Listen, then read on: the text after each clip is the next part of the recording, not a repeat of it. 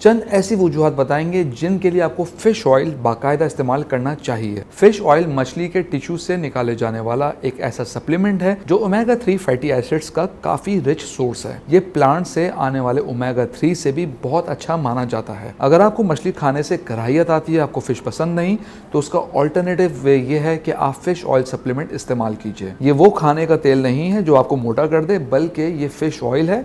बहुत ही कम तादाद में इसको इस्तेमाल किया जाता है जो आपकी सेहत के लिए बेहतरीन सप्लीमेंट है। ये बैड कोलेस्ट्रॉल, ब्लड प्रेशर और ट्राइग्लिसराइड्स को कंट्रोल करता है। आपकी दिमागी सेहत के लिए बेहतरीन है, डिप्रेशन से निजात देता है, जिगर के फंक्शन को बेहतर करता है। ये एंटी इन्फ्लेमेटरी भी होता है, यानी जोड़ों का दर्द हो, आर्थराइटिस हो, तो उसमें भी इसको इस्तेमाल किया जा सकता है। अगर किसी को जल्द के मसाइल हैं जैसे कि सोरियासिस, डर्मेटाइटिस, इनमें भी इसका इस्तेमाल अच्छा है।